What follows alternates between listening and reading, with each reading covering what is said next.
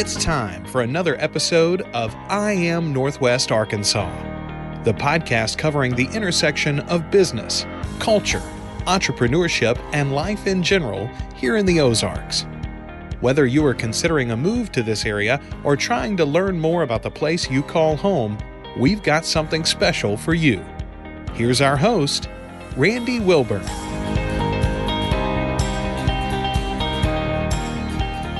Hey folks, and welcome back to another episode of I Am Northwest Arkansas. I'm your host, Randy Wilburn. I'm excited to be with you today, both on podcast as well as on video. I'm sitting here with Mark Conine, and Mark is the president of the Arkansas Development Finance Authority, also known as ADFA. And so we're going to let Mark talk in 1 second, but Mark is someone that I met at the Future is Now speaker series through the Northwest Arkansas Council, who is sponsoring this particular episode. The Future is Now speaker series has brought in amazing individuals from around the country and some amazing individuals that are right in our own state to talk about ways that we should be thinking about Northwest Arkansas as we move forward, both from a workforce diversity and workforce development perspective, as well as workforce affordability for housing. Housing affordability has become a big issue in all of Arkansas, but really in Central Arkansas and the Little Rock area, and even more so, it has become a true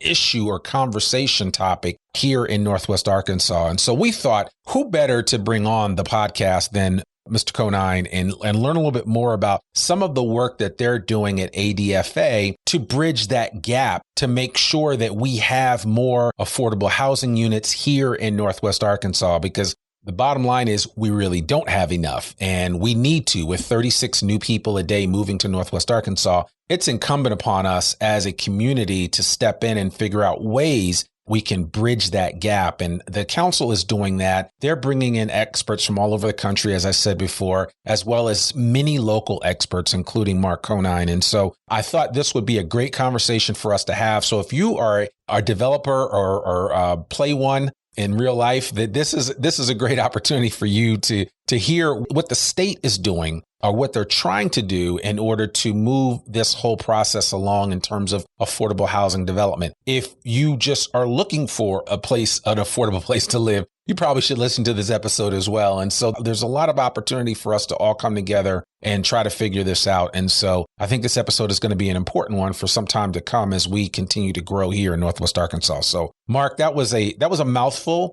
but I appreciate you taking time out of your busy schedule to join us today on the I Am Northwest Arkansas podcast. How are you doing? I'm doing well. Thank you for having me. You were spot on with your comments that we're going to, discuss here in this episode. And so that was a good lead in. Well, thank you very much. Well, listen, for the uninitiated, I would love for you just to give your quick superhero origin story. Who is Mark Conine? And then you can get right into ADFA and let's start talking about what you guys are doing right here in the state of Arkansas. Yeah. I'm a lifelong Arkansan.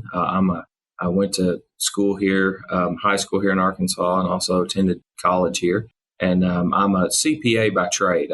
I was in public practice for a while with some of the large international firms and practicing public accounting. And then I started working for the state of Arkansas about 17 years ago. And I was the CFO of a student loan lending agency. And we later merged that, the Arkansas Student Loan Authority, into ADFA as part of the transformation process. And so I have, in my role here at ADFA, I was previously the chief financial officer and then later appointed to the president. Okay. And so just so everybody has a complete understanding of the Arkansas Development Finance Authority, give us, if you think of it as an umbrella, what is the umbrella that ADFA covers? If you look at it, it's almost like a financing institution, if you will. Even though we are a division, we were formerly a state agency, and then as part of the transformation process under former Governor Hutchison, when they transferred government, they restructured a little bit like the federal government. So they put in silos, and now we're a division of the Department of Commerce. But it's like a financing agency, if you will, or a finance company. And one of the things that we do is housing. And we are the state designated, they call us an HFA, so Housing Finance Agency. Most states just have one. You may have several in a state like, say, Texas or California. Yeah. And I have some familiar familiarity with this because I used to actually sell real estate in Massachusetts, and Massachusetts had a housing finance agency called Mass Housing. That's right. They did a lot of programs. And one of the things that I said to somebody when I first moved here, I was like, man, they need to have, and again, I was ignorant because I didn't know about ADFA, but I wasn't aware of what I just assumed. I said, well, I'm sure every state agency has one, but Mass Housing was so prolific in the state of Massachusetts because of the affordable housing issue and because they played such a major role with DAP programs and with soft second programs to help spur on home ownership. You know, when I moved here in 2014, I never thought that it would become a problem here. And it really has become a problem in terms of home ownership. Things that, you know, my wife and I were looking at a house that we looked at in 2015 because when we first moved here, we basically said we were going to take a year to learn the lay of the land before we bought. And we had that luxury to do that. Nowadays, you don't have that luxury, but we looked at a bunch of properties and I forget what our budget was. Maybe it was $300,000. Long story short, we actually got a message from Zoom the other day for one of those houses that we looked at back in 2015. That house is double what it was then. Nothing's changed. It's the same house. It's a 3,000 square foot home with, I think, maybe 4 bedrooms, 3 baths. I mean, it's a decent sized house, but it's double the money. And that makes a huge difference for somebody that's relocating to this area when it comes to affordability. That's exactly right. It's, you know, we're seeing it all over the state, specifically probably more in central Arkansas and Northwest would definitely be the lead. But it's also going on in Northeast Arkansas, you know, in the Jonesboro area, and it's going on in the Texarkana area. It's really going on everywhere. And if you look at it using the example that you did, the affordability of, say, a $300,000 house versus a $600,000 house, especially with the rise in interest rates, right? Yeah. The numbers don't work, you know. And so when we look across the state, we are bringing in good jobs. It's a great time to do business in Arkansas with the policy changes that we've made. But again, affordability is the problem. And so the construction costs are what they are, right? The land costs are what they are. And so you have all these, what I like to call them, they're kind of fixed issues, right? Lumber's going to cost what it's going to cost. Sheetrock's going to cost what it's going to cost. All these things are, you know, they do ebb and flow a little bit, but essentially at a certain point in time when somebody's looking for a home, they're fixed, right? Yeah. And so have incomes kept up with that? Well, no, they haven't gone up. Incomes haven't gone up 100% since you moved to Northwest Arkansas. And so here we are. And that's why you and I are talking today. It's just the incomes haven't kept up with the rising costs or rents, not only home ownership, but also on the rental side. Yeah, no, I agree 100%. I think I've said before on this podcast, I actually own a rental property, and the rent that I was getting when I first purchased it in 2015 is almost half of what I'm now getting just because the market will bear it. And I'm not even asking for the full amount that I could get, you know, because I've always been a big fan of creating opportunities for people to kind of get their legs about them. But, you know, when you think about it, right, I mean, the long and short of it, probably your parents, maybe my parents, I remember my mom saving to buy a house, right? And it wasn't so far out of reach that she couldn't, you know, put the time and effort and put some money away. And my mom specifically lived with my grandparents for a season while she saved. And then she finally bought a house, and it was just these things. And so now, whereas before it was fairly easy to enter into the housing market as an owner, it has become much more cumbersome to navigate the waters of home ownership. And it just feels like after I heard you speak at the Future Is Now event, I was like, wow, okay, Arkansas really has to kind of step back and figure out how do we meet the needs of each and every individual, both at the local level, those are people that want to buy a home. How do we meet the needs of those that want to develop housing for people that want to buy? I mean, there's just so many different moving parts in this. How do you keep track of it all? Yeah, there is a lot of moving parts. You know, if you really look at this, a lot of it is attention based, meaning there's an attention to it now. And not only on the affordable side, but on the workforce side. You're starting to see the word workforce housing take the place of affordable housing and vice versa. And the reason for that is as we go out and recruit, Arkansas Economic Development Commission goes out and recruits along with the, you know, governor's office working together to put incentive packages together. We recruit companies. They want to come here. Companies want to come here. And when they do, then they get here and they say, hey, where are our people going to live? Right. We can't pay everybody in our factory or in our office, wherever, $100,000 or $80,000. And, where are they going to live? And so you've kind of got the public policy part, and then you've got the developers and the general contractors, and then you've got the cities and you've got their policies. And one of the things that, we keep talking about to people is it's going to really take a public-private partnership. It's going to take the public side, it's going to take the private side to kind of come together and meet in the middle. And as you know, the number one thing, and we're going to talk about that in a minute, is funding, right? Is the funding for it. And specifically, what are the incentives going to be for people to build affordable housing and maybe turn their focus to that over market rate housing? And maybe I'll make additional comment here, and you say, well, if they're going to build this housing, why do they need additional incentives? Well, a lot of times when you build affordable housing, there's some stipulations that go with that from the federal government. And it is ownership. How long do you have to own it, right? And so a lot of developers come in and they say, well, we want to build it, but we don't necessarily want to own it for 15, 20, 30 years. Why is that? Well, the cash flows aren't quite as good as market rate property, right? A lot of times the upside on the end, the valuation is not as good as a market rate property, So you have to provide some type of incentive up front to get that developer interested in building that affordable housing. Yeah. Is there a huge gap in what they could expect to make? I mean, I'm thinking if a developer is very efficient in their process and they have their system down pat, is it still profitable to do an affordable housing project versus a market rate project?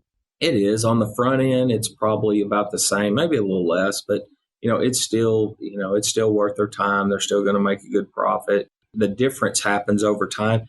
I think about the an alligator's mouth, or the Florida Gator fans, as they do this, it widens as you go out, right? Yeah. And I'll tell you what it is. On a market rate property, the rents can rise, as you were talking about your rental property, they can rise with the market. But on affordable property, they're restricted. And so HUD comes in and says you can only raise them by a certain amount and they can't go over this level. And so do they increase? Yes, but a lot of times they don't increase at, say a market rate. Yeah. And that is obviously something to consider. And it's funny because as I've thought about this, and I had always remarked when I moved here, I was like, wow, I never see any first-time homebuyer classes. I never see anything like that here in North. Like coming from Boston, like everywhere you go, you see signs for want to own a home, first-time homebuyer classes, get in, understand the whole process, right? And I actually used to teach some of those, and I've always saw value in education piece of it because I think homeownership, while it is, I don't know that it's a right. I think we all have a right to have a roof over our heads. Maybe not everybody's meant to be a homeowner. And a lot of people have kind of self-selected out of that process because I've talked to people that have said, I only want to rent. I don't want to, manage a house as from that perspective. And so I think you have to understand where your strength lies as far as that's concerned. But the challenge that I see here, specifically in the heartland, specifically here in Arkansas, is that we have a lot of land and it's hard. Like in New England,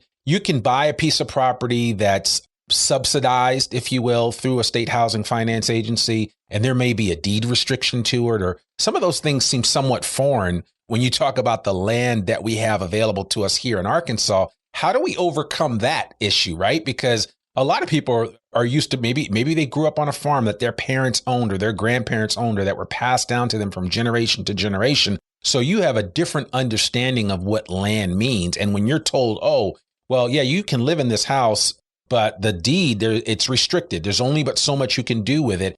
How do we kind of overcome some of those aspects of what it's going to take to develop true affordable housing here in Northwest Arkansas and educate the local consumer? Yeah, no, that's a great question. That's you may have stolen my notes here. So on a zone. No, I'm glad you brought it up. It's a good lead. So on a zoning side, one of the things that is being discussed, but it's in the infant stages, is revising some of the zoning regulations to promote like mixed use, higher density in the urban areas. And some people will call it inclusionary zoning. And it's probably word that's a little bit misinterpreted. And what that means is to require a percentage of the new developments to include affordable housing units. And so you come in and you say, hey, we're going to build an apartment complex, over here on Fayetteville Street, right? Right. Well, a portion of those have to have affordable units in them, right? Yeah. Or you might have certain areas of town, right, that have a particular property and it can be zoned for affordable housing. So essentially, it is changing some of your zoning laws to make sure that there are some affordable units in those. And I'll give you an example. It's not much different than, say, here in Little Rock, where there's some zoning ordinances that say for every, so many new homes, single family homes that you build in a certain area, there have to be some multifamily units. Okay. And so really, it's no different than that, right? It's just a kind of a specialty, but it's really no different than that. It's saying you're not, there's nothing burdensome about that. It's just saying, hey, inside of our zoning ordinances, we're going to say that the affordable housing units are going to be a part of that they're going to be important to us.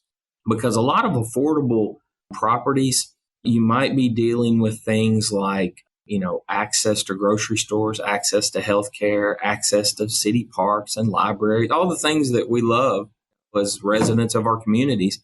A lot of times they have to push those out a little bit, right?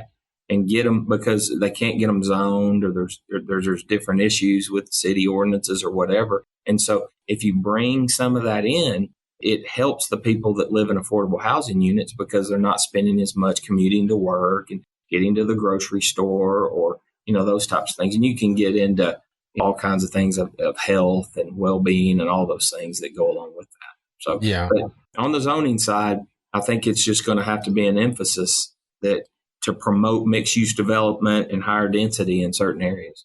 Yeah. And, and that brings up a good point, which I'm sure some people are listening to, because there's always going to be some segment of the population that are going to fall into a little bit of NIMBYism, if you will, which just stands for not in my backyard. Right. And I can see that kind of. We have where I live on the east side of Fayetteville, just north of kind of township, but up by Gully Park. There's always been talks of adding in some more higher density developments. And we actually have one right by Gully Park, and it's called Gully Acres or something like that. And it's been quite a successful spot. It's just the places are just closer together. They've gotten actually quite expensive, but I want to say compared to what some of the other units are selling for in the area, they are somewhat affordable. But, if you start having this conversation about affordable housing, you will run into people that just are not quite educated about what affordable housing really is and how it can really benefit the whole of the community.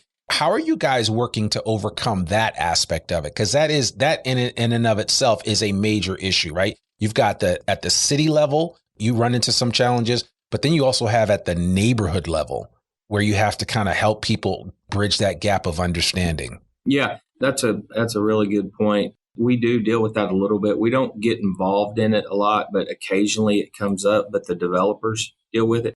A lot of times there's a kind of a misunderstanding about what affordable housing is. So it's like you've got market rate, then you've got affordable housing, and then you've got what some would call public housing. Right. Affordable's kind of in the middle.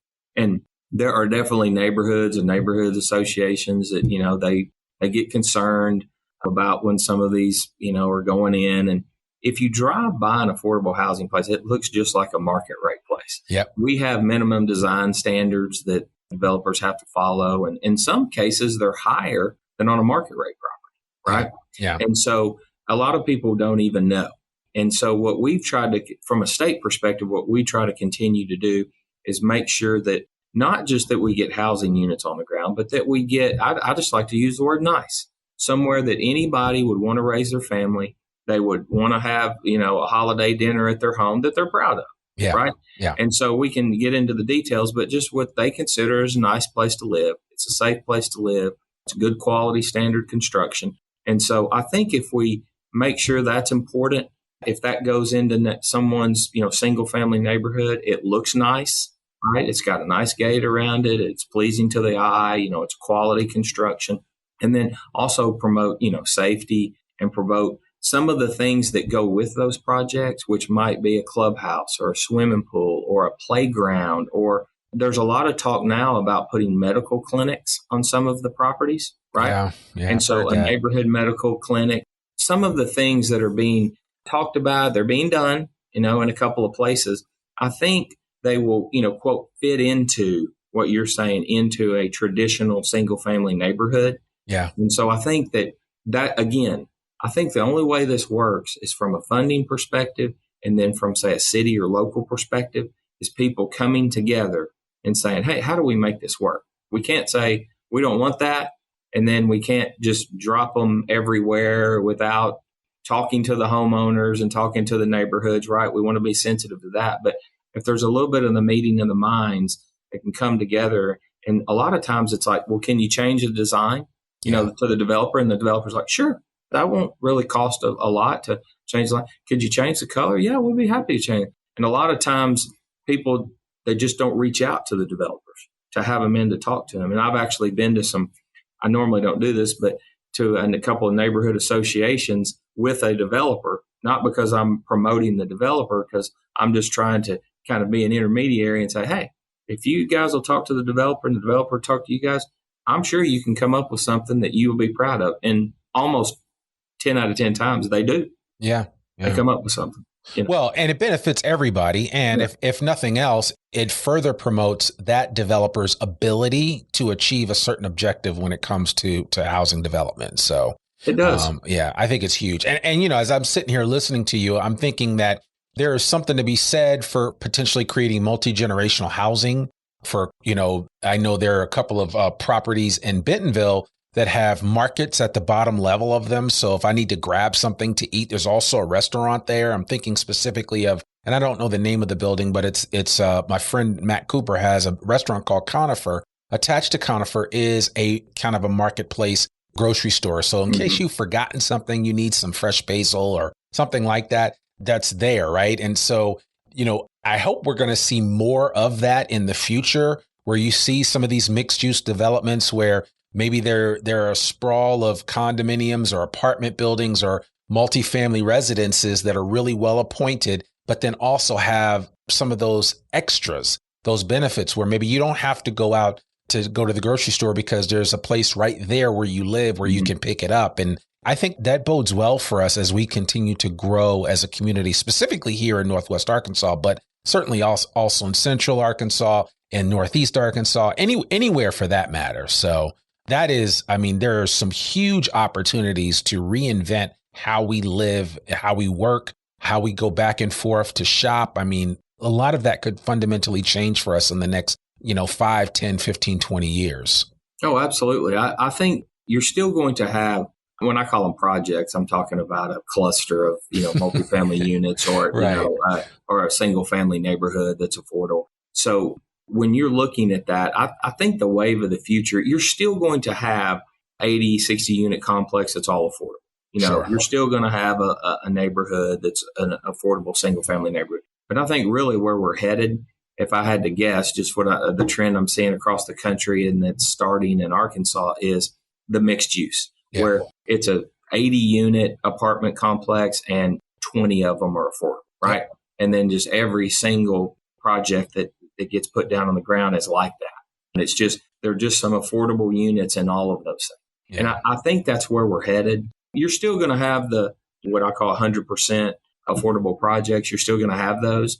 But I think the mixed use is really where it's headed. It was just done, if you notice, the Big Emma project. Did you see that? Yeah. That's huge. Yeah. 30 units, right? That's a mixed use deal. And so I just think that's what you're going to see going forward. Now, the flip side is that I had somebody tell me this. They said, well, the 30 units really move the needle, right? We need 130, right? Yeah. And so the flip side is that will a mixed use with a small percentage make a big enough impact? And, I guess some people may disagree with this, but I think hitting singles, eventually you'll score runs. They're not home runs, right? But you're still getting on base. You're still getting a hit. You just have to string more of them together. And then to hit a home run is drop a 80 unit or build a neighborhood. As we all know, you can't always hit a home run. No. So what I like to say is just keep moving that needle, keep getting those affordable units on the ground. And then eventually, right, it may take some time, but eventually you'll get to where you're able to help that population that you're looking to.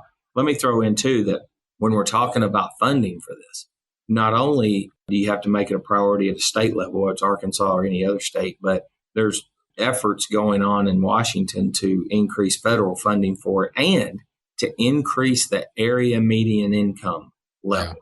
Because what's happening is there's this huge gap between where our funds stop for a certain people, right? For a certain income level. Yep. Our funds that we have, they stop and we can't go higher than that. And then you've got market rate, right? Well, what's happened over the years is the market rate, I mean, they've taken off. They're like Carl Lewis running against me. You know, it's just, I mean, you just no competition. Yeah, it's just, I mean, getting further and further. And right. It's just the market rate has gotten so far out in front where our funds stop that there is just this giant gap. So there's a lot of talk about increasing federal funds, the AMI limit, to take care of and if I go to Northwest Arkansas, they're in that gap. Yeah. Yeah. They're in that gap. Yeah. They may not be there in South Arkansas or Eastern Arkansas, but in Northwest, they're in that gap I'm talking about.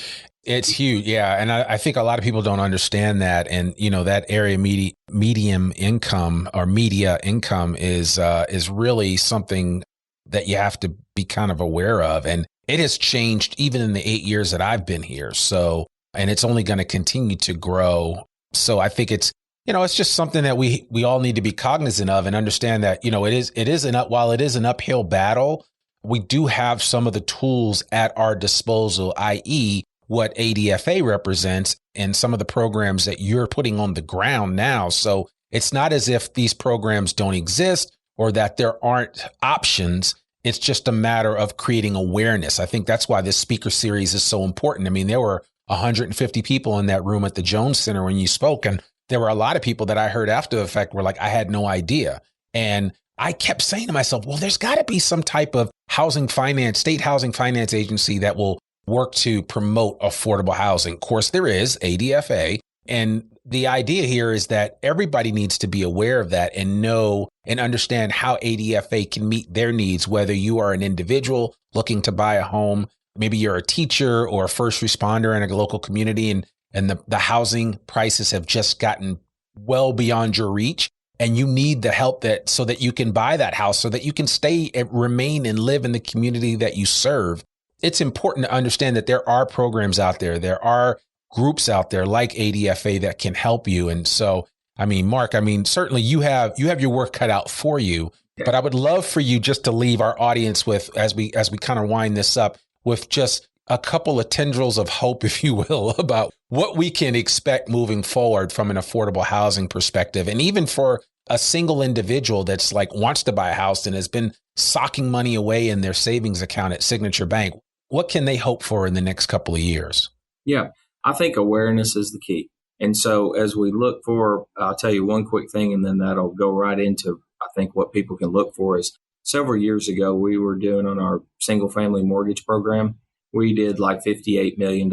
And that's paired with that down payment assistance program for first time home buyers. Well, we created an outreach team, right? We redid pricing. We got a new pricing provider. And we went out with our outreach team and we said, hey, we're going to go tell the story. We're going to tell the story about how you in Arkansas, you do not have to be, rich, or you do not have to have 25% to put down. We're going to tell the story. And we did. Well, last year we did, in 2021, we did over 300 million. So 58 to 300 million. How do we do that? Well, there's a lot of intricacies, but mainly telling the story. Did 260 million last year when we were one of 5 states to even have an open program. I mean, people weren't even doing it, and we did 260 million. So awareness is key. That's number one. And then, so where are we headed? The great thing about it is, just like us having this podcast, I'm getting excited here, everybody is talking about this, right? So when I look at it from my position, you've got Governor Sanders, who's reaching out all over the country, telling people, come to Arkansas. It's a great place to work. It's a great place to live, right? You're in Northwest Arkansas. That's kind of what we're talking about today. Top 5 place in the country to live, right? So governor's office, ADC, they're out recruiting. They're telling the story. So the people get here. What do we do? The great thing about it is there's an awareness of it. And there's an awareness at the public level, elected officials, all the way down. And there's a focus on it in Washington. There's a focus on it in our office. And that's good because, as you know, if people aren't looking at something, they're not focused on it, nothing happens, right? So I truly believe there's some money out there now, federal dollars. When I tell you we're uncovering stones, I think we're uncovering them, 8 and 10 times a piece, looking for dollars, right? Yep. But I think where we're headed is, I really do. I think there's going to be increase low-income housing tax credits. I think that's coming. I also think there are going to be additional funds available from the federal government for affordable housing. And I think the main thing I'm excited about is I think they're going to raise some of these area median income limits at the federal level on the funds that we have.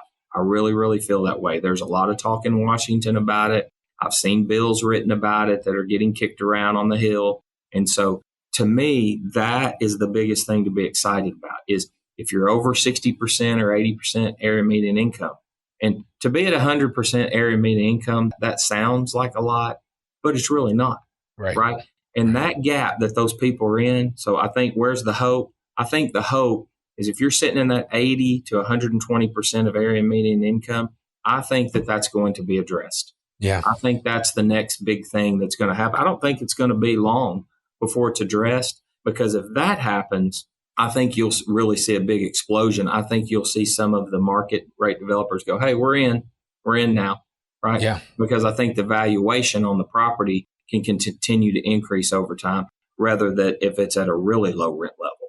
Yeah. So I think there is hope, and I don't think it's just hope. I actually think something is going to happen in that gap, as I call it, between 60, 80% AMI and 120 to 140% that's where what we need to address. Yeah, and for people listening to this wondering, well, why do we need to worry about people that are making a little bit more money and why the AMI should make a difference is the example that people have given lately of what it costs to buy a home. So if you bought a $500,000 home and you had 20% to put down, a couple of years ago, that home might have cost you, when the rates were like 3.5, might have cost you $1,700 a month. Mm-hmm. That same house now, with a $500,000 house with 20% down, which is $100,000. Most people don't have $100,000 to put down. Even if they're making six figures a year, that same mortgage now costs you $3,400 a month. It's basically double. So it creates a challenge. It does. So so this is everything that Mark is speaking about today are needs that are going to help not just people at the lower affordable housing level. It's going to help people that don't consider themselves to be purchasers of affordable housing. That's right. There are going to be a lot of people that are going to be raising their hands, because I do think everybody should be able to find a place that they can call home and it's suited for their personal purposes. So absolutely. I think about all the time, Randy. I think about, my wife's a teacher. Yeah. And I think all the time, what if I'm just 35-year-olds have two kids, they're educators, right? Yeah. They're professionals. Yeah. And I think about that income level, and I bet affordable housing would ring to their ears as well. Sure. Right? Absolutely. Yeah. And so there are professionals out there that can't find any places to live affordable in the areas that they're in, and they've got a professional job, and so I'm glad you mentioned that, as I'm not just talking about lower income, I'm talking about all the way up to middle income. Right. Right. Middle class. Yeah. So there's a lot of opportunity to meet the needs of a lot of us, especially those of you that are listening to this podcast. So don't count this up short. You really need to take a closer look at it. For those that are listening, are there going to be, or are there currently, down payment assistance programs that are available to the average person that they can attach themselves to if they're looking to buy a home, but maybe don't have quite enough money to put down on a property? Yes. And here's the key. So if they're a first-time home buyer, they have to be first-time. Yep. Okay. So if they're a first-time home buyer, here's the easiest way to do it. There's about a 99% chance that we're working with a lender in this state, whether it's a bank or just a mortgage lender. Okay. Yep. And so all they need to do is say, hey, they can either go to our website, adfa.arkansas.gov, and they can look at the down payment assistance. There's a list of lenders on there, and all they have to do is click at the top on the homeownership tab. It's really easy to navigate. Okay. So arkansas.adfa.gov. Yep. Or the easiest way, call your bank and just say, hey, could you tell me about the ADFA loans that they have. Can you tell me about their down payment assistance? I want to see if I qualify. And Randy, I will throw this out. That income level for that first time home buyer, it's all the way up to about $137,000 Right. household income. It's pretty high. Yeah. So that covers most people, especially if they're maybe a younger first time home buyer. Sure. So they can go to our website or call your lender. Yeah. And we'll put a link on to the show notes to the ADFA.arkansas.gov. If you're buying a home, you make under $137,000. I want to repeat that, under $137,000, you would qualify for some down payment, or as we like to call it in the industry, DAP, down payment assistance program, or down payment assistance funds for the purchase of that home. And that may actually help you bridge the gap to home ownership. So I want to encourage everyone listening to this. There is nothing wrong with seeking out these funds. That's what they're there for. Yes. And it's not like this is a new thing. This has been happening all over the country. I come from the Northeast. Down payment assistance programs have been around for years. Yes. And so it's just newer in a place like Arkansas, but people need to embrace what this is, because the times they are changing. And if we don't, take time to make note of all that's available to us, we miss out on some of these opportunities that could actually help us achieve that goal of home ownership. So, I get calls all the time from people that I know, that have never purchased a home, or their kids are purchasing a home, and they ended up, getting down payment assistance. And just to make sure, I hope I didn't say that wrong. It's ADFA.arkansas.gov. Yeah, no, and I'll make sure we get that on the show notes, so everybody gets it and everybody is able to reach out. Last question for you: is there a requirement of like a homebuyer education program with these funds? Because I know in some states, like in Mass, you have to actually have your homebuyer certificate in order to get the down payment assistance program. Yeah, it's just a short educational type thing. Okay, it doesn't take long. It's very easy. We've never had anybody have a problem with it. It's just to let them know what they're doing, and specifically, if you make above 80% AMI for your particular county, you will qualify up to $15,000 down payment assistance. We're actually looking at raising that to $25,000. Wow.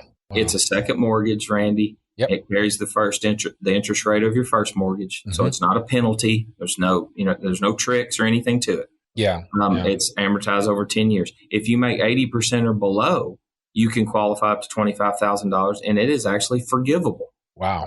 Okay. So if you get $15,000 or less, it's forgivable over 5 years. If you get $15,000 or more, it's forgivable over 10 years. Wow. And then this will be my last question, I promise, as we close out. What about, because I know there's somebody listening to this, say somebody was a homeowner back in, say, the early 2000s and got caught up in the whole financial meltdown, if you will, lost their home through maybe a short sale or something along those lines. And there's been a significant amount of time that has passed since they owned a home. Because I know with Fannie and Freddie, don't they consider you a first-time home buyer again after a period of time if you haven't owned a home for a while? Is it the same with this program? Yeah, it is. It is. Okay. I think the best thing to do is just either get on the website in the homeownership tab or call a lender and just ask them, and they'll be able to walk them through it based on their specific. A lot of it gets a little detailed, but yes. It does. Okay. Yes, there are some specifics, but I think they'll walk them through it. We work with, I'm not sure if there's a bank in Arkansas we don't work with. If there is one, let us know and we'll get them signed up. But they are familiar with our program. It is not burdensome. It's just like getting any mortgage. It's just like getting any mortgage. And by the way, you will work through your lender or mortgage lender. They're not working through us. We're in the back office. So they can go in that bank, call that person that they know. You don't have to deal with the government. You're going to work with that lender that you know. Okay, perfect. Well, there you have it. Mark Conine, thank you so much for sharing what has just been a wealth of information about the ADFA program, Arkansas Development Finance Authority. I mean, Mark is working for all of us here in the natural state, and I certainly want to encourage you to take him up on his offer to check out what they are doing and how they might actually be able to help you. If you have not purchased a home yet, but it's on your bucket list of things to do, hopefully this episode will have given you some homework to do, to put together as you make plans to buy a home, because I encourage everyone, it is a great investment, a significant investment, both for yourself as well as for your family. And if you are a first or will be a first generation homeowner, this is a huge deal. And so I really want to encourage you to take advantage of some of the programs that are out there that are accessible and available to you, like the ADFA program. So Mark Conine, president of ADFA, thank you so much for joining us on this podcast episode. I also want to let everybody know that if you want to hear a much more involved conversation that Mark had with the audience at that program for the Northwest Arkansas Council Future is Now speaker series, on our show notes, there will be a link to the whole hour-long program, which was amazing. There was Mark that spoke, as well as two other individuals from the state of Arkansas. Well, one was from Texas, but they all talked about affordable housing and how to finance that. It was a fascinating conversation. So, Mark, thank you so much for joining us on this podcast. And we went longer than we said, but this was some really good information. So I hope that everybody that listens can use it. Yeah, I'm glad to be here, and thank you for having me. And call me back in maybe a period of time, because things have been changing so fast. I'd love to come back on and talk about some of the changes that have happened. I'd actually like to do that, because I would love to revisit this whole conversation and help, especially those that are the developers that want to do some affordable housing. We need more of you to step up and do that, as well as those individuals that are just looking to buy a house and just maybe are uninformed about what programs are available to them. We will, and I'm emphasizing that, we will have Mark back on the podcast to talk about the latest and greatest things that are happening. So he and I will keep in touch, and we'll make sure that we get that information out to you so that you know what's going on.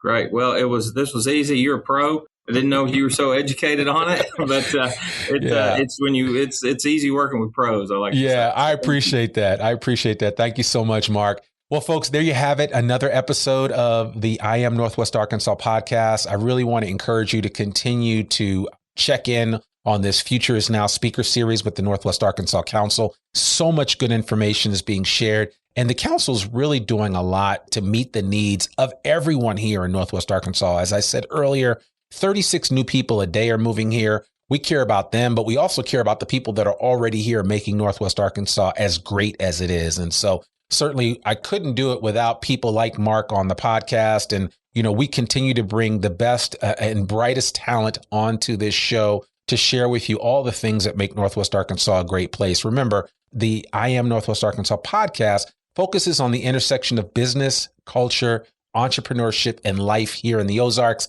And, our episodes come out every Monday, rain or shine. So there's always something new for you. So please listen to this episode. If you like it, rate and review us on Apple Podcasts. We would love a review.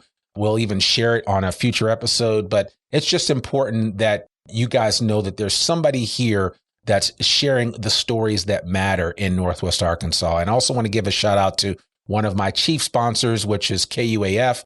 I appreciate the fact that they allow me to partner with them, even though I'm not specifically recording this episode in the studio today. KUAF is still a great sponsor, and hopefully you'll hear this episode or a segment of it on a future Ozarks at Large episode. So that's all I have for you today. I'm Randy Wilburn, the host of the I Am Northwest Arkansas podcast, and we'll see you back here next week with another new episode. Peace. We hope you enjoyed this episode of I Am Northwest Arkansas. Check us out each and every week, available anywhere that great podcasts can be found. For show notes or more information on becoming a guest, visit iamnorthwestarkansas.com. We'll see you next week on I Am Northwest Arkansas.